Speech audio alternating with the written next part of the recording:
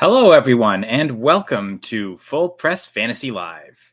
I'm Kyle Senra, and joining me again this week is George Carmi. Here we are, week 14. George, how you doing? I'm doing very well. Looking forward to some good football coming up this week. Dolphins Chargers is going to be a lot of fun this week. The Commanders are on bye, so I'm going to sit back and relax with a stress-free opportunities to watch my fantasy team. Looking forward to it.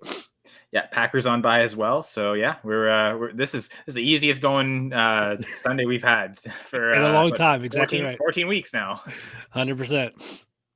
100%, yeah, 100% deposit match. Actually, you get to Hey, double your deposit match with MyBookie. So we'll start there just with this plug. I think the sponsor MyBookie, and if you sign up to get that double deposit match, you have to use the promo code PRESS22, PRESS, all caps, and the digits 22. So PRESS22, our deposit match code, and the double deposit match is up to $1,000, and they'll give you whatever you deposit in. They'll give you 100% of that. So doubling whatever you put in. So when you sign up for MyBookie, if you're a new user and you use this promo code, you double your money. And you could, again, if you sign up right now, you could use it to wager on week 14 contests. World Cup still going, it's hockey, true. NBA full swing in those seasons. And I'm for sure there's betting on baseball odds for like which players are going to land where and things like that. Yep. It's always fun to bet no matter where. 100% makes sports a lot more interesting for sure. And I mean, with fantasy football, we're betting on player performances as part of league buy-ins. But even if you're doing it for fun, you're still having to make gambles and make risks and make decisions. So part of what we're going to start with is talking about some start-sit decisions that George and I are going through. We've got a spreadsheet set up to kind of help visualize everything. And once we get along there, through there, we'll answer any questions anyone has. And of course, around noon, we'll update the active, inactive reports. So. Yeah, looking good. So yeah, I guess let's share this spreadsheet. Can you zoom into about 125? Let's do it. Got you right here. How's that look? I think that should be better enough. Thanks. Maybe we'll drop this too. That should maybe help. Yeah, I got you. Hold on. Make it full screen. Nope. Nope. There's gonna be one of these where that's probably about as good as it gets. Yeah. There you go. All right. So really the first one I wanted to touch on was like high-end quarterbacks. And I've got a league where I've got Burrow, Geno Smith, and Dak Prescott. And I have all ranked in my top 7 of my weekly rankings this week, which can be found at fullpresscoverage.com. So I thought it was, let's see if my rankings match how I'm going to actually play them in the same league. So I kind of went through and plugged them all in the spreadsheet. And for those that haven't watched before, I look at 9 different categories, 3 about production, players' average, as well as their range of outcomes, their floor and their ceiling. The offensive line rankings is 1. The defensive metrics are 1. First is DVOA, which I get from Football Outsiders. And then the second one is the fantasy points allowed per position, which you'll get from the site, as well as the production metrics. Implied total and game total, the odds maker set. And then my goal line guide, which or goal line grade, which can be found in the goal line guide article. The abbreviation's the same, which makes it easier for that, but I always mix them up. So the goal line guide can be found on fullpresscoverage.com as well as my fantasy rankings. So check there for all the resources. So looking at Burrow, Smith, and Prescott, I actually did have them ranked this way. Joe Burrow at QB4, Geno Smith QB5, Dak Prescott QB7. So then it was going through the spreadsheet. Do those rankings really reflect what I would say? So what would use your instinct just looking at those 3 names, regardless of anything I said? I kind of like where your head is at, right? So definitely, Joe Burrow going against Cleveland. He's averaging about 30 points per game in your league, which is actually fantastic. Ceiling of 53.8. Geno Smith is intriguing going against Carolina, especially with Sam Darnold starting in Carolina. So, they might actually have a positive game script and have the ball quite often.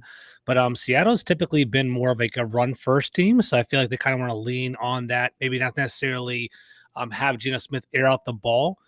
We all know the Bengals, kind of their offense does run through Joe Burrow. So I do like that upside there. There is that natural intrigue to put Dak Prescott against Houston, but it's kind of counterintuitive. It's funny, like Houston actually has like quote unquote the second or third best pass defense in the entire league, but that's because their opponents are constantly in a positive game script and constantly running against them. So I kind of foresee that happening in Dallas as well. I do see Dallas getting up early, potentially, leaning on the run quite often. If you do, if you start Dak Prescott, you're probably going to hope that he gets one or two quick touchdowns, and then it's going to be more of like the Tony Pollard, Ezekiel Elliott game the rest of the game. So I think consistent, more high floor, more potential high upside actually would also be Joe Burrow, because I do think that he's going to toss the ball around a lot. You never know with Deshaun Watson week 2. Is he going to feel more comfortable? Is it going to be more of a high scoring game? Projected game total just by 2 points. It is the highest projected game total of the group. He has 26 points projected as well for his team as well. So I'm particularly leading Joe Burrow, but what are your thoughts? I know it's your team. So there's a few interesting observations I had, and you touched on with the defense of like the Texans. And in this scoring setting, they've allowed the third fewest fantasy points to quarterbacks, whereas the Panthers are the 14th fewest and the Browns 11th fewest. So none of them are great matchups, but it looks like the Texans is clearly a bad matchup. Yeah. However, you look at the DVOA for these defenses, they're all basically equal. Plus 9.6 for the Browns passing defense, 9.2 for the Panthers, 9.1 for the Texans. So all of them none of them look like good defenses. These are all good productions allowed to opposing offenses. What you want for a good defense is a negative DVOA. So, these, zeros average. So 9 points above the average says none of these defenses are good. But to your point, the Texans defense doesn't have to be good to not allow points to quarterbacks and wide receivers. In this case, it's quarterbacks, because opposing offenses just run so much against them, and that there aren't the passing totals just aren't there.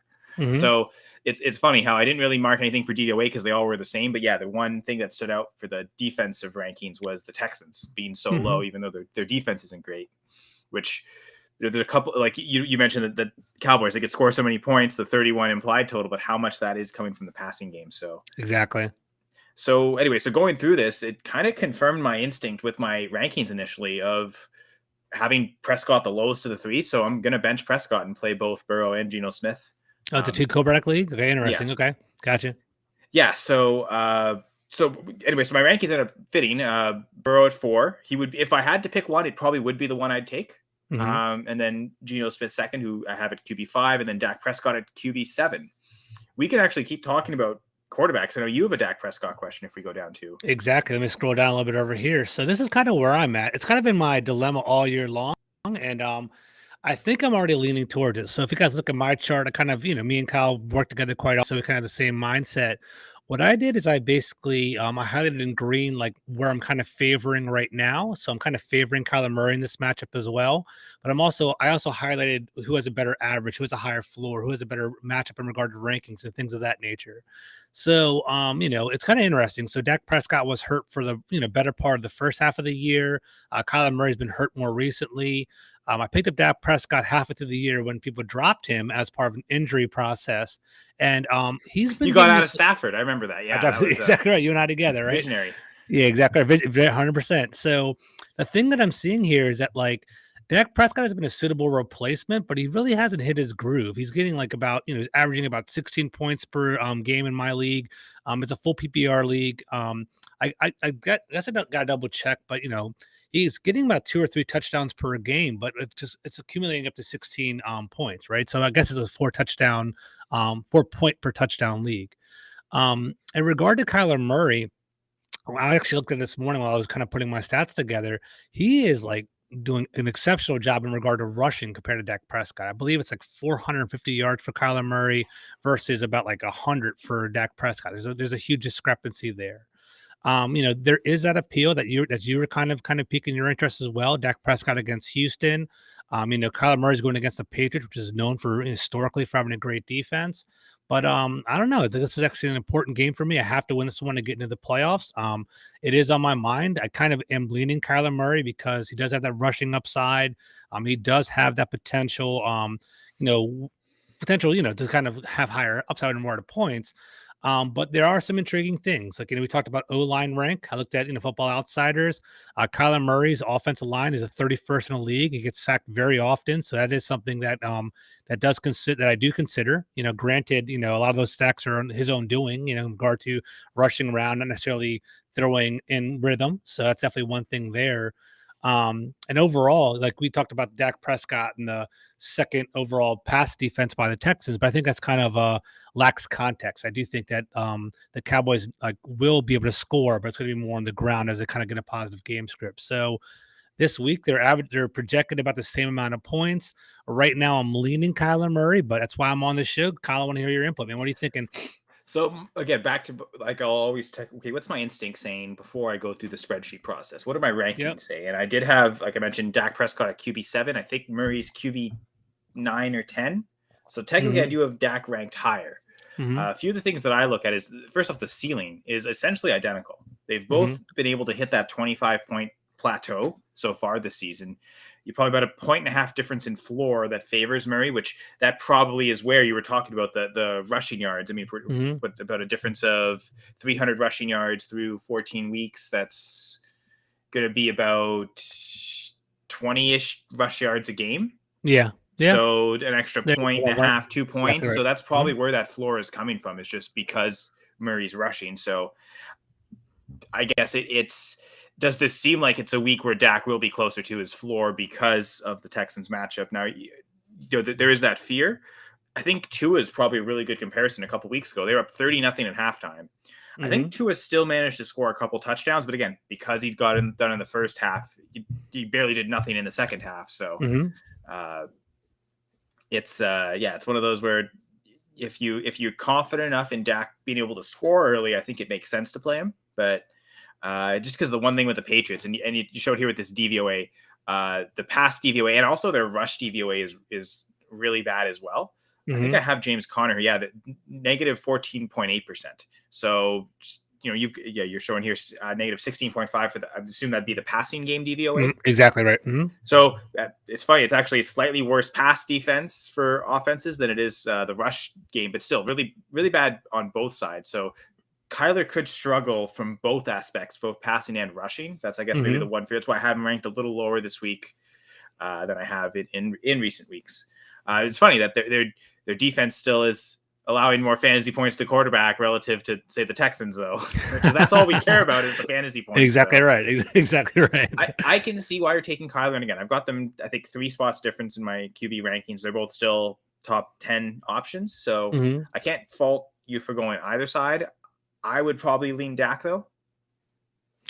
So I guess my rationale is I know they're both going to have pretty high floors, right? I think Dak is a safer pick, but I'm kind of going for the higher upside because I want to win this week and I have to win to get into the playoffs. Does that play any factor in your head at all? Do you feel like one has more upside than the other?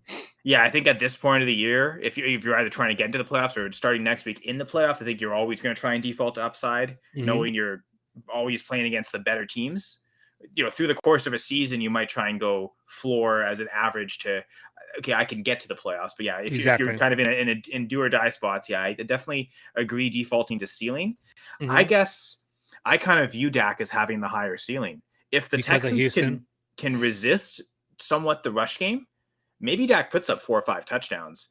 I don't see Murray having the same type of high end ceiling against the Patriots. Can see that actually, yeah, because it's going to be a close. I mean, it's going to be a close. I guess the game total is funny. That's kind of deceiving, right? It says about the same game total, but I guess if you look at the implied game total for the Cowboys, they're going to be getting 30.5 points. I think the game total is going to be the same in regard to over unders, but clearly the Cowboys are going to be up often, early and often in regard to that game. So that's a projection, because if you're looking at the implied total for the Cardinals, 20.7, so that's like maybe 2 touchdowns, that game. So that is interesting. So I do see that there. I'm just adding the goal line guide data for this, so I forgot to do that. It's okay. No, I appreciate it. And it does definitely favor the Cowboys passing game. Although because their rush game is so strong, it's funny, their rush game goal line grade is higher than their passing game. So 76.5, it is actually 3 lower than their rushing score. Whereas with the Cardinals, the passing score is higher, than the rushing score, but both are lower, 58.75. So that's below average, whereas the 76.5 will be above average. What's the average score this week? Average score for rushing goal line grade is 66.6 and passing is 62.5. So even though it's again, it's the goal line guide is representing the fear we have of, oh man, this could be good for the Cowboys in theory, unless everything goes to the run game and then he gets nothing, which is why the low floor is there. But again, I'm back to, if you're chasing ceiling, I think Dak has that better access to that ceiling. Okay, no, I trust you. I think that's a good. I think they're comparable positions this week. I do agree with that. I do think in regard to popping, in regard to having 3 or 4 touchdowns, just like by chance, I think there's a higher upside for Dak doing that against Houston as opposed to Kyler doing it against New England. So I do agree with that point. So I think you might have convinced me, Kyle. I like that. Good stuff.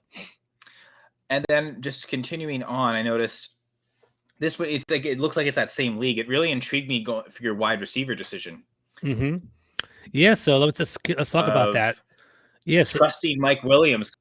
Exactly right. So, I told you offline, this has been a really a challenging league for me. So I started off 7-0. I was doing very, very well, getting league high week after week. I thought I was going to clearly have the 1 or 2 seed, but I've been on a 4-game losing streak, and I lost. I mean, last week was kind of an outlier where I lost the second highest point total against the highest point total of the week. So I can't really be discouraged by that, but I've had some bad luck.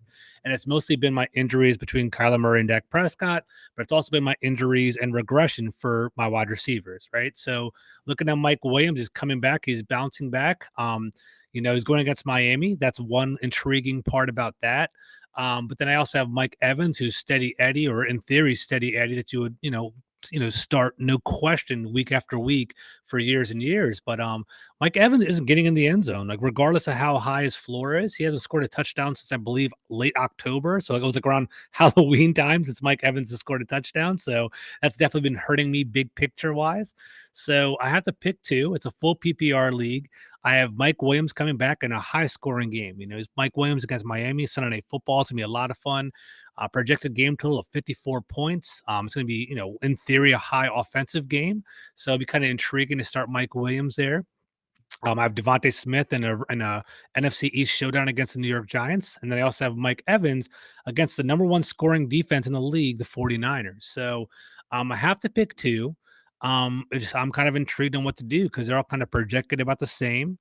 It's Mike, what I found was interesting doing some research today. If you look at the O-line rank, the Buccaneers don't really give up a lot of sacks. That's because of Brady throws in rhythm and throws with, very short, drop back to throw ratio. But the 49ers, man, they generate a lot of pressure.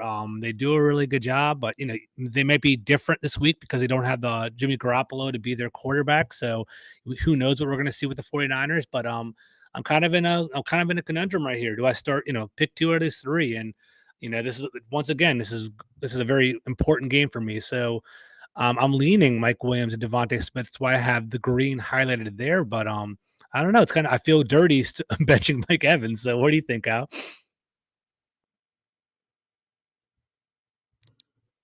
Are you there? Oh, you're muted, Kyle. Injury and aggravated it. And this is only 2 weeks later. I actually kind of expected the second absence would be closer to the full month. So I still strongly have that fear of he might re-aggravate it or he might be super limited. Though, as you mentioned, again, the high game total, that pretty sure it's the highest of the week, makes you think it's the type of game they really couldn't need him in, especially since right now they're on the outside looking in of a playoff spot. I believe they're the 8th seed in the AFC, and exactly only 7 teams get in, folks. So they will have to pass somebody. I think they're only a game or 2 behind. But yeah, I think it is risky, but there are reasons that it would make sense. You mentioned the high game total. The goal line grade for the Chargers pass offense is one of the highest of the week, or one of the highest overall scores. And their rushing grade is so low to the point where they may struggle to run the football, especially near the goal line. So kind of any touchdowns will probably come through the air. So it sets up as a good game script for Mike Williams for that reason. It's fine. I think we both land on Devontae Smith probably kind of has to be started here. He's been pretty steady for the most part. And the Giants don't necessarily have I guess they rank number 10th overall, but I'd say I don't think the Giants are necessarily a lockdown defensive backfield in regard to that. So I do see the upside with Devontae Smith. And yeah, I mean he's been producing pretty well for me. He's pretty consistent. And I don't know, like I kind of feel more comfortable and he does have the ability to pop a little bit, but yeah, I mean, I think Devontae Smith is the safe bet. Now it comes down to Mike Williams and Mike Evans. And it's funny, going into the year, Mike Williams and Mike Evans were my steady eddies. I'd start them every single week, and Devontae Smith would be the guy I would question. So things kind of turn around. So I don't know. But I'm thinking Mike Williams and Devontae Smith. I guess what's your final decision on that, Kyle? Yeah, it's tough to. Again, I think. Well, first of all, I think these are both kind of later games, right? So you could for sure play Smith and then decide at 4 o'clock because I believe that's when Tampa and San Francisco are playing for Eastern. I believe so. You could also take a look at what your lineup has done up to that point. That's and true. Make like that philosophy. on that. So I wouldn't even say make your final decision even at 1 o'clock. I think that's a final decision for 4 o'clock to make. Yeah, I like that. Having that extra time, I think. Yeah, I think regardless of what the numbers say, I'm still afraid to play Mike Williams, so I would probably lean Mike Evans. Okay. But again, your team, so it's your fear and your risk tolerance, and we've already talked about it. You're going for ceiling. Like the safety of floor isn't necessarily what you're after. So I do understand why you're taking Williams at this point. Yeah. Now I noticed in another league, Williams versus Keenan Allen. I like that decision of going Allen. I think at this point, like he's the healthy one who's been established, and it looks like he's done really well the last few weeks. So that's one where it's the same quarterback, the same game script, the same high goal line grade. At that point, there's really no need to risk it on Williams. I think you've exactly right with Allen anyway, so that made sense to me. But because it's non PPR and you've got is this for your second receiver spot? Yes, it's for my second receiver spot. Yeah, so my first one's Devontae Adams. You wouldn't be able to flex all three of the running backs. No. It's funny because I noticed you have a couple of Dante Foreman decisions, and I think exactly. I think this one is very easily start Dante Foreman. I'd much rather prefer him over Pacheco and Cook. Now I'm incredibly low on Pacheco compared to consensus this week. I noticed his consensus ranking was 16. If anyone listened to the recent Full Press Fantasy Pod episode, Brad Harver and I, we actually, if you go to the FPC Fantasy Pod Twitter account, you'll see on our pinned tweet, it's our biggest difference this week. He has Brad has Pacheco at 14, so he believes that Pacheco will get most of the work. Yeah, as you'll notice in one of my decisions, I'm probably going to play Jerick McKinnon, thinking it'll be closer to a 50-50 split. So I've got Pacheco, I think, at RB 29. Okay. This week, which is still higher than James Cook. So I would still go Pacheco over Cook, but I think if you look at most people's rankings, it's easily Pacheco and Foreman and Cook's on the bench. Yeah, I agree. I think it's a week too early for Cook. I think he's kind of on the upside. He's kind of finding his footing in the Buffalo offense, but I don't think he's there yet. But I just thought that's pretty intriguing because Dante Foreman, I've started him and it's been like lukewarm results. There's been times where he's actually thrived for me, and there's been times he completely let me down. So I was like, if I'm going to take that, that risky upside potentially, maybe put Cook in, but I don't know. But I feel like for this week, I think I'm still going to go with Foreman. Kind of where I'm at. He's been really boom bust. Like it seems like his touchdowns have all been within the same game, like a couple of multi-touchdown games and then a couple of feast or famine games where he's not really catching a ton of passes. So if he's not finding the end zone, it's not great. But again, I don't know about this league if it's the same type of idea where you really are chasing the ceiling and the upside. Not so much as this league. Well, yeah, I guess I technically I am. I want to do that every single week, but at the same time, I think I kind of want the steady floor for this league. So maybe I say a Pacheco and Foreman right there, and yeah, I was gonna say I kind of saw this popping up in fantasy circles. So Melvin Gordon is now in the mix in Kansas City. Have you had your eye on that by any chance? Yeah, it seems like we don't know who's going to be the third back. It seems like is it going to be Melvin Gordon or Ronald Jones? In a certain sense, they're almost the same back. In other senses, they aren't though. And I think the one thing that Melvin Gordon would definitely have is not just his experience in the NFL, but he is a much better passing down back, whether it's through pass protection or even just receiving the ball out of the backfield. So I could see them wanting to put Gordon in the lineup once they're confident in him that he has the routes down. So it Yeah, could still be a couple weeks before he's active. Heck, the Chiefs may not make Melvin Gordon active during the regular season. Maybe the regular season finale to get his feet wet, but he's a playoff plan for them. exactly right. I So actually in fantasy circles, people keep saying pick up Gordon as kind of a stash, to kind of have him in the backfield, just have him just in case he is embedded as like a third down yeah. back, more of a receiving back. But we'll see how that goes. It's gonna be a I kind would of a muddled imagine just backfield. because they've had Jones on the team all year, and it wasn't until Clyde Edwards-Helaire was put on IR that they actually finally made him active. So it seems like he's been the fourth guy for them most of the year, and he's been the third guy lately because they haven't had anyone else. But I'd imagine once Gordon is up to speed on the offense, he's better stashed than Ronald Jones.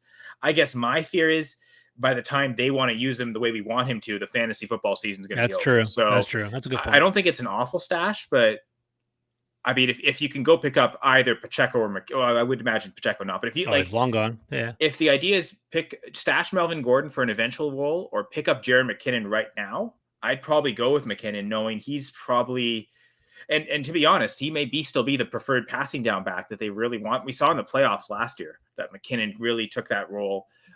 So maybe actually they want to get Gordon active so they can save McKinnon for the playoffs too, right? But I like I said, McKinnon's available in a lot of leagues too, or a lot of my leagues. So you should definitely pick him up and stash him for sure. I agree with in that. a deeper dynasty league, I'm considering playing him this week.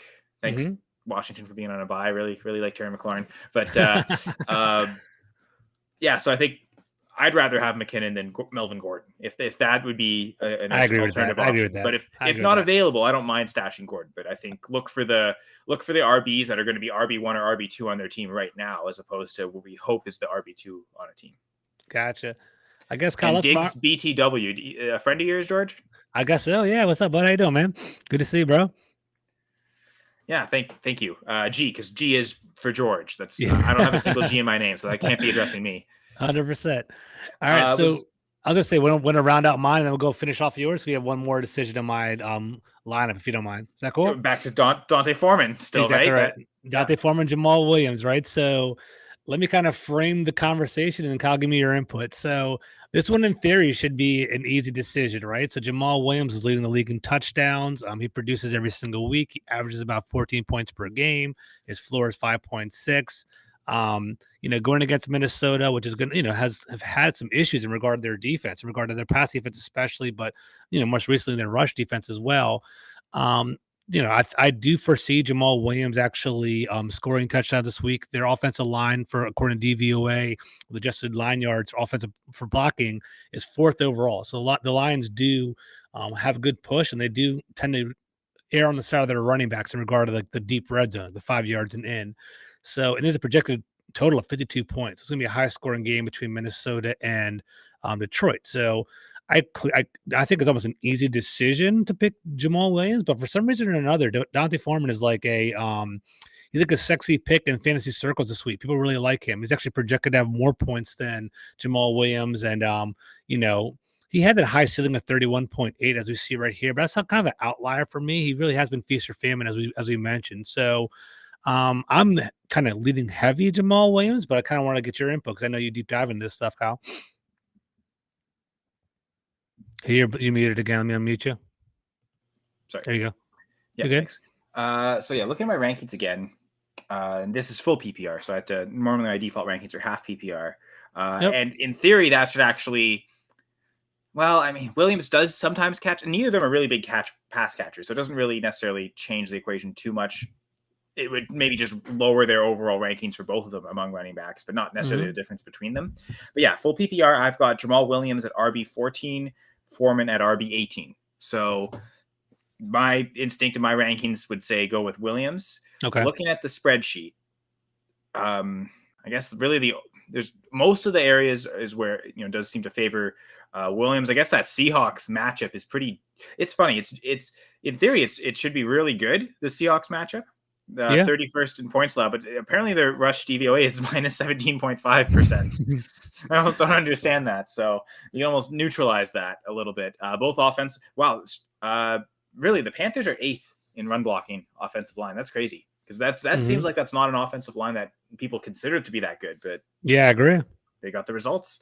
Both running backs are super similar because it's touchdown or bust almost, essentially. Like if they don't get a touchdown, they may struggle to hit double-digit points. So that matchup, like how many points are going to be scored between the Lions and Vikings kind of makes it enticing. I'd agree with you to go Williams here. I think this is tougher for me. I think Foreman, the easier decision with Foreman was definitely the last one where he was the easy start. This one, I think you got it right though. Start Foreman in the other league, bench him in this one.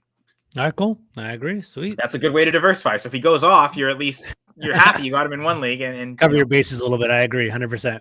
Which to be fair, I will sometimes do that with, like, if I go through this spreadsheet process and I notice like there's a couple players that kind of keep coming back and forth. Like I think I did that one week where, okay, if it really is even when it gets to the spreadsheet, I'll split the difference. And I remember it was Ty Conklin, Juwan Johnson one week. Mm-hmm. And I had that same decision in 2 leagues. So I plug it in the spreadsheet, and I think for the points, I kind of put 2 per for the averages, the floors, and like I separated the ones where it'll be league dependent, so defensive rank and the production. But for I guess 5 of the other categories, they're identical. Mm-hmm. So just looking at that, was there a massive difference? And really, in both cases, I think Conklin was better enough in the spreadsheet. I had him higher in my ranking, so I just decided, you know what, I won't split the difference. I'll just double down on that, and I played Conklin in both. I can't remember if that turned out to be a good decision. I think that might have been one of the weeks where Johnson did poorly. Like that was on his stretch where he was getting touchdowns a few weeks in a row, and I think I got off at the right time because I think that was a bad week for him. So I think that ended up being the right decision. But yeah, sometimes I might do that if it's super close. Like if you had this Jamal Williams, Dante Foreman decision in 2 leagues, it's close enough. I might split the difference. Like, okay, if one's PPR, one's non-PPR, okay, I'll play Foreman in the non-PPR, Williams in the full PPR, thinking that, again, what we like about that game is the high total, the chance of tons of passing opportunities. So even though Swift is the preferred passing down back, Williams might still catch passes. But if you only have the one decision to make in one league, that's obviously you just got to go with what you think is the best. And that's why fantasy football is so intriguing, right? So dynamic, is very nuanced, is very, sometimes you're going to want to start one person. It's all about the holistic view of your team, right? So if you have like certain players, a certain mix, it's just to kind of piece it all together. So I do like that. So, sometimes it is great to diversify so you don't kill yourself if you make a bad decision. So I like that. So cool. I guess the one league I would like to touch on is the one called Canadian NFL. So I've got actually to start 3 players out of this 5. One of them has to be a running back, although there are 3 running backs there. So no matter what, that was always going to be the case. But yeah, it's basically just start 3 of these players. So it's a half PPR with big play bonuses for touchdowns above 40 yards, but also big game bonuses. So 100-yard games are also given bonuses too. Mm-hmm. But yeah, so I have 3 running backs to choose from: James Conner, Jeff Wilson, Rachaad White. Could also throw in 2 wide receivers in that mix: Brandon Ayuk and Chris Moore. Mm-hmm.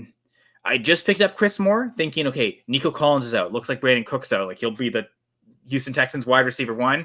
Mm-hmm. Oh yeah, then he's playing the Cowboys. So you see a bunch of these things like the DVOA is the worst. Their team total 13.5.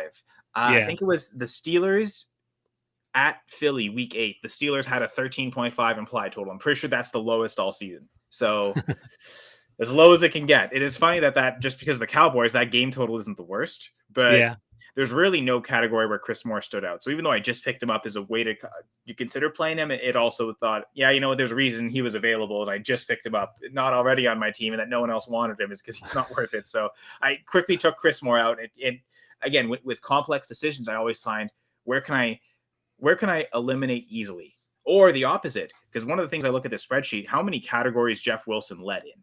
Mm-hmm. And some of it's based off the matchup, some of it's the game total. And that Dolphins Chargers game. Chargers allow a lot of points to running backs. 28. That's the 5th most fantasy points to. It's funny. It matches the implied total. That's hilarious. I just noticed that. So one of the things I did quickly was I'm going to play Jeff Wilson as that one running back, and then decide basically the other 3 players, Connor, Rachaad White, and Brandon Ayuk, who are going to be the 2 out of the 3 for the flex spots. So eliminating from the top and the bottom, instead of going from I've got 3 of 5 to choose, suddenly I've reduced that to I've got 2 of 3 to choose. Mm-hmm. So again, helping simplify the decisions. Because do you think do you think it was even worth me picking up Chris Moore? The spreadsheet almost says no.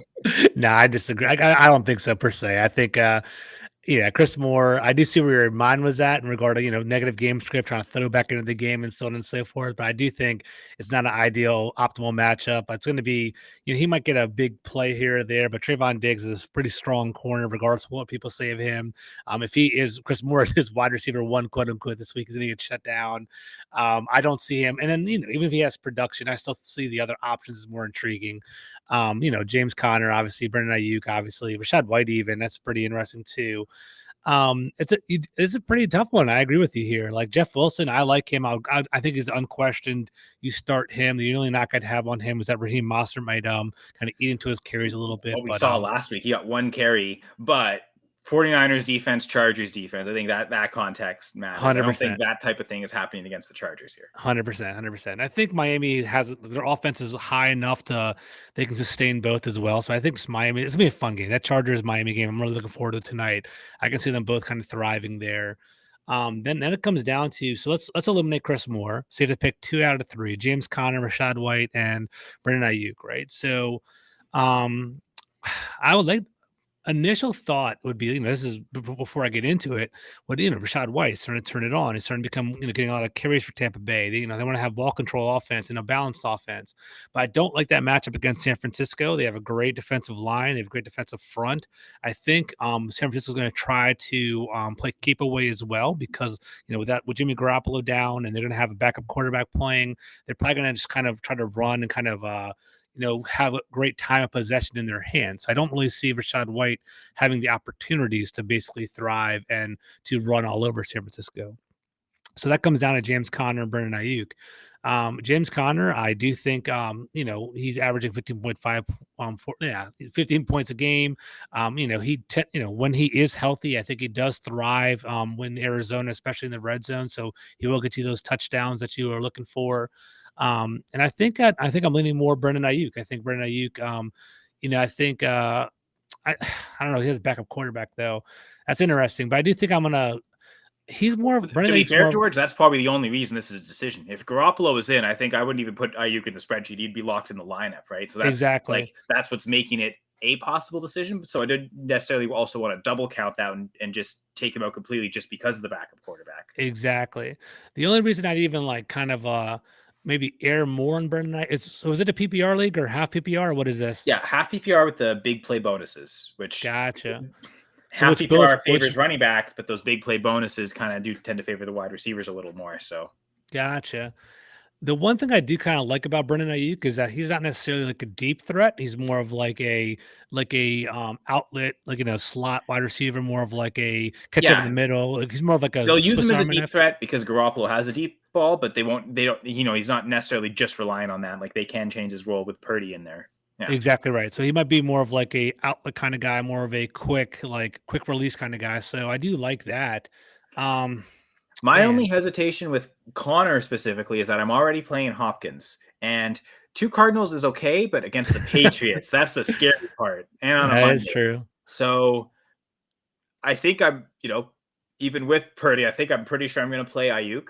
And this is also, again, the benefit of this will be all these players, well, other than Chris Moore, but let's take him out. All these players play at 4 p.m. Eastern or later. So I can also see what the early slate does and then circle back and decide, because part of it is Fournette playing or not? And we're not actually going to know that. So that's maybe a good thing to kind of lead into the inactives and actives here. So a guy like Fournette and Rashad White, it's tricky. I think, let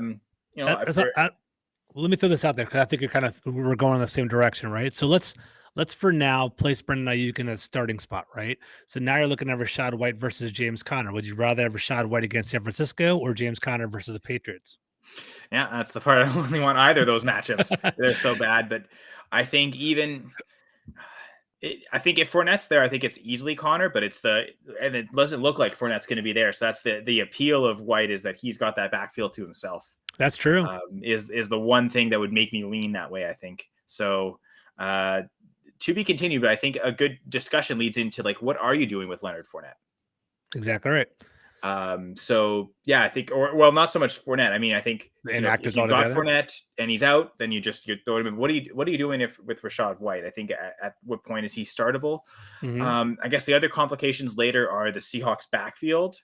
Mm-hmm. I'm hearing reports that Walker is is not going to play, but he hasn't officially been ruled out yet. So there's still maybe hope. And it seems like with DJ Dallas as well, he's questionable. So it looks like the Seahawks, it's going to be Travis Homer and Tony Pollard. I know I've got Pollard in a couple of leagues, and I think for that, like I've got him starting, and then I'm gonna wait and see, like, you know, if it's just him and Homer active, I think I want to play him. But if not, I've got like DeAndre Carter in a bunch of leagues. I can kind of throw him in. So make sure you've got, you know, if you're going to be playing the guys like White or Homer or Pollard, and then we get news that makes you not want to start them, make sure you've got the backup option either playing at 4:00 or later. So the idea would be that you want these guys in your flex spots so that you 100%. Can choose any position you want to replace them with. So just back to, again, flex your later players, start your earlier ones, but we'll get to the actives and inactives for this these 1:00 games.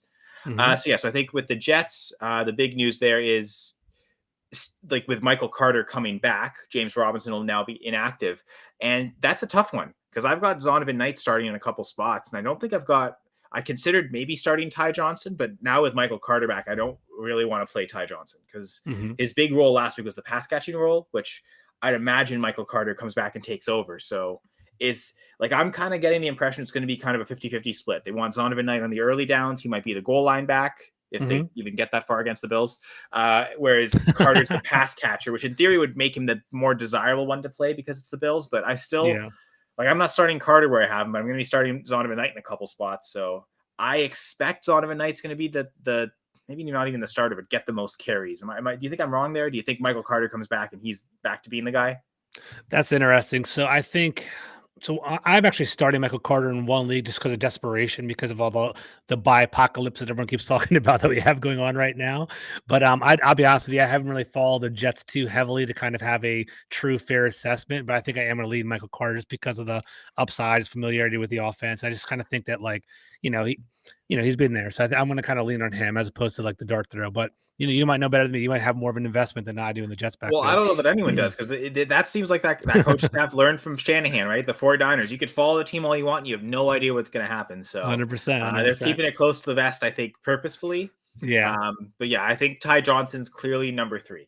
I think whether you think Zonovan Knight's 1 or Carter's 2, or reversed Carter's 1, Knight's 2, I think those are the 2 you'd consider playing.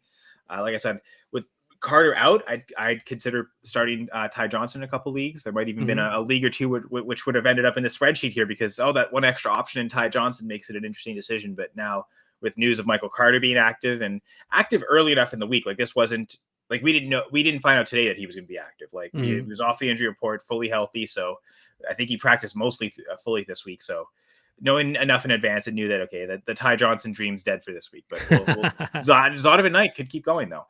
Bills ones, the biggest injuries there just seem to be on the defense. Side, Jordan Phillips, Xavier Rhodes. So fantasy-wise, nothing major. All right, there you go. Let's go on to the next game. Battle of Ohio, Cleveland versus Cincinnati. Let's take a look over here. I was looking earlier. I noticed. Well, yeah, I think Hayden Hurst. That's kind of the big name at tight end for the Bengals. Mitchell Wilcox, I guess, would be starting.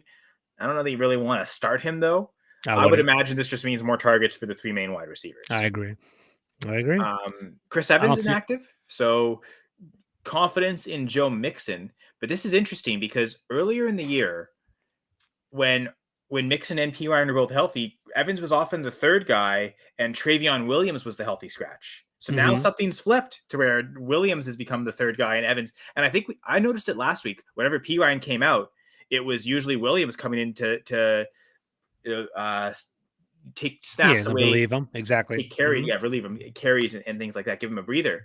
Anyway, Chris Evans ended up scoring a touchdown, but it was a kind of an end around, like clearly a design touch used to get his speed involved. They weren't necessarily trusting him as a running back. I think he's been used on special teams, but I guess they've thought what they do with him, they can kind of manufacture that with Travion Williams. So interesting to see Chris Evans in that. Passing of the guard a little bit. Okay, interesting. Where do I have Mitchell Wilcox? I think I've got him at tight end 24. So like I've got 2 Tennessee Titans tight ends ahead of him. That's probably not want to start him. I think I picked up in a couple leagues. Yeah. This is a stash. More even a dynasty pickup is maybe they long term. Does Wilcox have a role on this team? But yeah, I don't want to start him even with Hurst out. Gotcha. Browns, I guess nothing major there. Again, like the big names I've seen are all on defense. Ragland, Williams, Winovich, like those are Yeah, it was I pretty don't know if significant Winovich is starting for them, but I'm pretty sure Greedy Williams is one of their starting corners. So No, I agree. Helps Chase and Higgins, I guess. There you go. All right, next matchup: I also Texans didn't realize Cowboys. Jalen Darden was on the Browns. I missed I that one. mean, that's tough. So we referenced this earlier. Nico Collins, Brandon Cooks both out. Oh, Kyle Allen inactive. Wow, that's interesting. Interesting. It's funny. It's almost as if he's so bad that he went from being the starter to inactive when they wanted to go back to Davis Mills. It's almost like you never should have started Kyle Allen in the first place. Exactly right. Gee, imagine that. Anyway, I have personal investment in that one too. He started for our team last year, or for the Commanders last year, so I know what's going on. So, and 2 years ago, like with all the different quarterback play, like as bad as Dwayne Haskins was, Kyle Allen was worse. Yeah, like to me, he was the worst of the 4 quarterbacks they had all year. The problem with Washington, I mean, they got to the playoffs, but really the best quarterback they had didn't even start a game in the regular season. But that's exactly right. It's holding their that's an aside right there. They'll start next week for them though. Oh yeah, I remember that season. Yeah, Kyle Allen's brutal. But anyway, so Davis Mills being back in theory helps everyone because it's a better quarterback, but it's an incredibly difficult matchup. So we talked about it already. Like, still not starting Chris Moore as much as like he would be the one you would start. Yeah, I think I'm starting Jordan Akins in a spot, and this is interesting because all 4 of the tight ends are active. So now maybe I don't want to start him because usually they only make 3 active, and you'll see one of the tight ends in this inactive list. But I guess with both receivers out, rather than call up an extra receiver off the practice squad, they're just going to make all 4 tight ends active. The one interesting. Go ahead. Sorry, Akins is still the one I would want to start of the 4, but I'm not. I've got him in one league starting where, like, I really don't have anyone else at tight end. That's not. Somehow that team is 7-6, could win and go 8-6, and still finish 8th place and miss the playoffs though. So anything could happen in that league. So may as well throw Akins up. What were you going to say? I was going to say this. We keep talking about how the Texans have like the second best, third best pass defense in the league. Derek Stingley being out's pretty significant. He's been out for the past couple of weeks anyway, just because I think he has a lingering like lower body, like, I think hamstring issue or something. I forget now, but he has been out. So that does offer upside for CeeDee Lamb, Gallup, the whole wide receivers for the Cowboys. So we talked about Dak Prescott. So that's definitely a potential for a big play there. So throwing that there. Yeah, and I don't know that it really changes much for Lamb if they were going to play him in the slot. That's assuming Stingley wouldn't shadow him into the slot. This probably helps Gallup more. That's someone I may be more excited to play this week. But the truth is, George, the biggest fear isn't even the players on the Texans defense. It's the offense's ability to run the football. That's what's causing them to be a good passing defense. So Stingley being out, I don't know that it changes it much because I think the biggest fear is still they can't stop the run and the Cowboys just run all over them. And that's the low volume is what we fear more than the positive game script for the Cowboys. I don't think Stingley being out really changes much for me. Like my one league, I'd still bench Dak for Geno Smith, but I still, again, in your case, I'd still play him over Kyler Murray. This probably increases that idea of that ceiling could be hit. Mm-hmm. Man, Jalen Tolbert, why did they take him in the 3rd round? What are they? I guess Mike McCarthy's there now. I was going to say, are they the Packers blowing their 3rd round picks? Yeah, exactly. Tolbert's basically Amari Rodgers. And the Cowboys fans are really excited. Not Amani Rodgers. He's way better. I wish we had Amani Rodgers. Exactly. He didn't invest a 3rd round pick in him. That's basically the key, though. Ooh, all right, so the Smith out. Interesting. Yeah, I was going to say, the Vikings got a banged up offensive line, too. Garrett Bradbury's out. Christian Darrisaw is out. It's not a good thing at all for them. So yeah, it's 2 starters. Interesting. And the Lions have a pretty good, pretty aggressive front. So it's definitely interesting there. It's funny because I saw the spread and it's like, what? The Lions are favored this week? I know they're at home and it's a divisional game, but still. But now it's funny. Last time I said that, it's like, why are the Vikings on the underdogs? It was when they were home underdogs to the Cowboys and they got crushed. So yeah. Now I see why you're underdogs. Cool. I guess really the big injuries here are across the lines. The offensive line, and then I guess exactly on both lines. Yeah, defensive line on the Lions as well. So Brockers is probably the biggest, most impactful player for the Lions that's out of that list. Mm-hmm. So interesting. The trenches are where the suffering is going to be. I don't know that it changes much for rankings. Like I would still play Williams over. I mean, it's the Vikings offensive line, so it shouldn't change much for the Lions. Williams, I think, is still a good top 15 option this week. There you go. Game of the week from the NFC for our perspective over here. Eagles versus the Giants, a big play, NFC playoff considerations here. Let's take a look at the breakdown. Nothing really significant for the Eagles. Trey Sermon is on the bench, but he doesn't really play that often anyway. I don't think he's been active once this year. Yeah, but I don't think he's been active at all. But part of it is because all 3 of the other running backs have been healthy. Pretty legit. All 3 of them have played all 13 games so far, or 12 games so far. So exactly. Look at the Sorry, Giants. Sermon. Exactly. Look at the Giants. There's some Adoree Jackson. Big cat Leonard Williams is injured as well. The guards on the Giants as well. The Giants have actually been pretty banged up. It's kind of interesting. We've been kind of talking about that, like the DC circles. Saquon Barkley, I guess he is going to play. There was some kind of like consternation about that, whether he was not going to play, but I guess he is going to. But I still think the Eagles are going to do pretty well against the Giants. So, yeah, we'll see how we do there. Well, I think the big thing here to me is Lawrence Cager being out because Daniel Bellinger is active. Yeah, and I Bellinger's haven't been ranked. actually. Go ahead. Just go ahead. I was gonna say Bellinger's definitely he's gonna start peaking. He actually was. There was a point in the season where he started a couple of games in a row and he was like consistently getting like I think it was 2 or 3 games in a row where he's a top 10 tight end in the league. I think it was like 7 and 9 or something in regard to that. But there was that upside, and now that he's starting to play consistently, I think last week was his first game back, or maybe 2 I think games. this is his first week back, actually. Bellinger played against the Commanders. So Oh, he did? Okay. Yeah, so he's maybe his second game back. So, but he's on the upswing. So maybe that might be an interesting play right there. So we'll see. Yeah, I've got him ranked at tight end 13 this week, so I know I'll definitely start him in a league. Actually, it's funny because I first put that league up on the spreadsheet, and then I looked at my taxi squad. I was like, oh wait, Bellinger's here. I'm going to start him, and then I think it was going to be like my decision was going to be between Noah Brown and Austin Hooper. It's like, yeah, forget Noah Brown. Let's go 4 tight ends. It's fine. It's tight end premium league. Let's do it. But yeah, so I guess. This game's Sills being out doesn't really affect much. I think the one wide receiver you'd want to play is still Darius Slayton to me for the Giants. I agree. Don't really know anything else. It'd be Slayton and Bellinger. That's it. And then of course Barkley. Like those are the 3 you want to play. Yep, exactly right. So going down a little bit more, Ravens Steelers. This is the lowest implied point total for the week. It's definitely going to be lower with Lamar Jackson out. That's going to be very interesting as well. They're playing in Pittsburgh. I think that's come down because of that. Because I remember it didn't start the week as the lowest. The Bucks 49ers did, because I think when the lines were set, we knew Garoppolo was going to be out, but we didn't know Jackson was going to be out. So I think it's come down to now be the lowest. So yeah, that's clearly heavily been influenced by Lamar Jackson's lack of practicing, I think. Yeah, I believe it's 34 points in total. I think the Ravens are projected maybe 17 points or something. It's gonna be a really low scoring game. So I would stay away. Still 4 points more than the Texans. So I'd stay away from them potentially. So anything that catches your eye here? So seeing the 2 tight ends inactive, Boyle and Kohler, meaning Isaiah likely will be active, and I think with Tyler Huntley, he doesn't have many options aside from, of course, Mark Andrews, but you've got, I guess, the receiving trio of Devin Duvernay, Deshaun Jackson, and Demarcus Robinson, which that's makes me feel better as a Packers fan, I guess, about the Packers receiving core. 100%.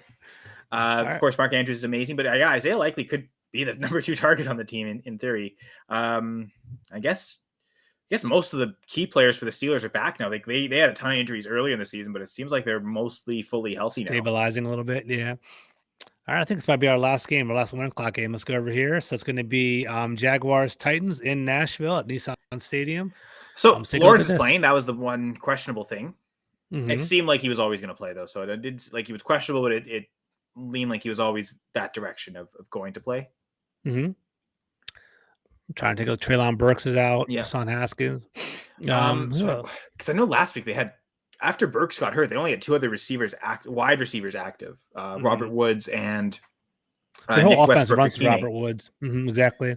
I think I'd rather play Nick Westbrook-Ikine though. It seems like he's got the better burst. Like he'll be the wide receiver 1. Exactly. But part of this is also what I referenced earlier. Like I like Austin Hooper this week. I think I've got him at tight end 15, 16. So, and then my co-host Brad has the other tight end at I think we both had a Titans tight end at tight end 16 this week, but I had Hooper, he had Chigoziem Okonkwo. So in theory, they're both playable, especially the lack of wide receivers on the team. I think they're going to just have to throw to the tight ends more. Yeah, Okonkwo has some upside too. He definitely is more of an explosive athlete. I think Hooper's more of like a consistent. He's more of a veteran as well, but I like the upside of Okonkwo. But the Titans' offense is definitely Derrick Henry first, option A, option B, throw it to Robert Woods on a quick slant, potentially that upside. So with that, the other wide receiver you mentioned, I forget his last name, the hyphenated last name, but that's kind of where the Titans are at. So We'll see. I don't really see this as an explosive game anyway, so we'll see how that I think goes. I'd almost rather play the tight ends than the wide receivers, to be honest.